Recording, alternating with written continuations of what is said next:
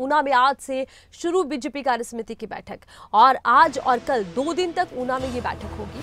ऊना में आज 4 बजे बैठक की शुरुआत हो रही है। जेपी नड्डा बैठक में आने वाले थे, लेकिन अब उनका कार्यक्रम रद्द हो गया है। अब इधर केंद्रीय मंत्री मनोहर लाल ही इस बैठक में मौजूद रहेंगे। आगामी चुनावों के लिए रणनीति यहां पर तैयार की जाएगी, तो वहीं विश्लेषण भी आज की बैठक का विशेष मुद्दा रहेगा। विश्लेषण भी बैठक में किया जाएगा।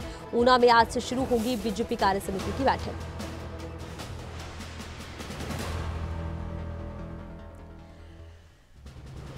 और ज्यादा जानकारी के लिए खबरें अभी तक के शिमला ब्यूरो प्रदीप ठाकुर इस वक्त हमारे साथ फोन लाइन पर जुड़ चुके हैं। प्रदीप, बीजेपी की बैठकों को लेकर क्या कुछ जानकारी?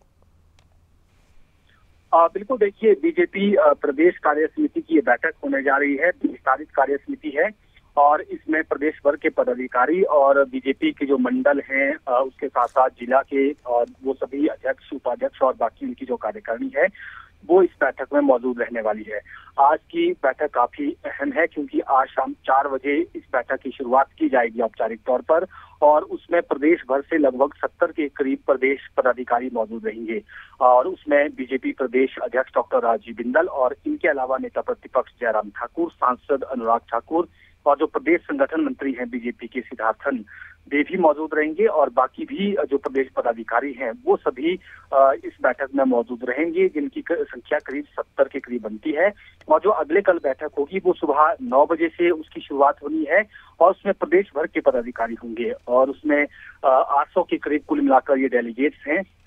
हालांकि इन्हें संबोधित करने के लिए बीजेपी के राष्ट्रीय अध्यक्ष और केंद्रीय मंत्री जेपी नड्डा ने आना था, लेकिन उनका कार्यक्रम रद्द हो गया है।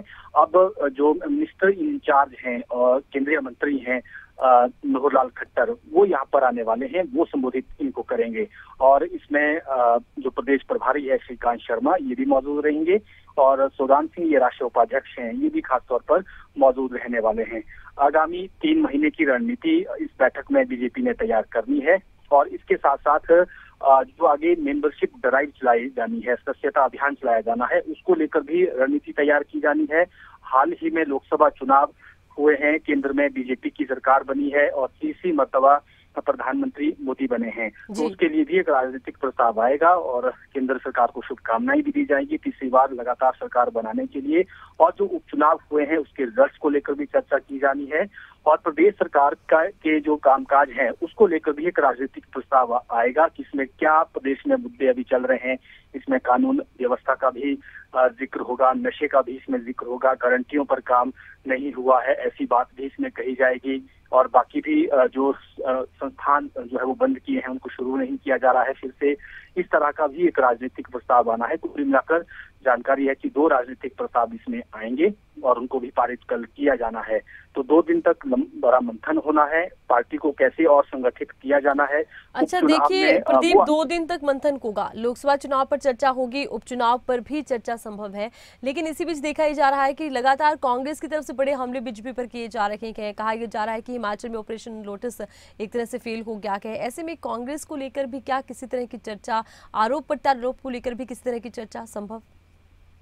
बिल्कुल, देखिए, जो 2 राजनीतिक प्रस्ताव आने हैं, एक तो केंद्र की जीत को लेकर और दूसरा लोकल राजनीतिक प्रस्ताव आना है, उसमें प्रदेश सरकार को घेरा जाना है और उसमें जो प्रदेश की कारगुजारियां हैं और अभी जो वायदे किए गए थे वो पूरे नहीं हुए हैं और बाकी कानून व्यवस्था को लेकर लगातार सवाल उठ रहे हैं और इसके साथ साथ भर्तियां नहीं हो रही हैं, रिजल्ट पेंडिंग है, ये सारे मुद्दे उसमें रखे जाएंगे। दूसरे राजनीतिक प्रस्ताव में जो प्रदेश सरकार के खिलाफ होगा उसमें सरकार को घेरने की कोशिश की जाएगी, क्योंकि उपचुनाव इस बार जो हुए हैं 9 सीटों पर, उसमें बीजेपी को आशातीत सफलता नहीं मिली है, केवल 3 सीटें जीती हैं। कमियां कहाँ रही?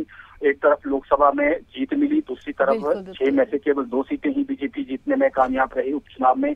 तो ये सारी बातें उसमें डिस्कस की जाएगी और जब इंटरनल बैठक होती है जब पदाधिकारियों के लेवल पर, तो कई बार देखा जाता है कई गिले शिकवे होते हैं, पार्टी में कहाँ कमियां रही उनका भी जिक्र वहां पर किया जाता है। तो जो बड़े नेता हैं वो जरूर इस बात को लेकर चर्चा करेंगे और बाकी जो पदाधिकारी हैं वो भी अपनी इसमें बात कहेंगे। और अगले कल की बैठक काफी अहम है क्योंकि इसमें लगभग 800 के करीब डेलीगेट्स पूरे स्टेट से होंगे, तो उनके साथ भी चर्चा की जानी है।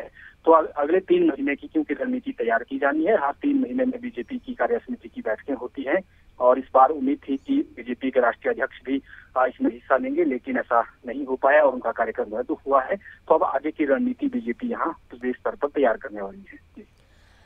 चलिए, बहुत शुक्रिया। तमाम जानकारी प्रदीप आपने दर्शकों तक पहुंचाई है। तो ऊना में ये बैठक होगी आज और कल, 2 दिन ऊना में बीजेपी की महत्वपूर्ण बैठक।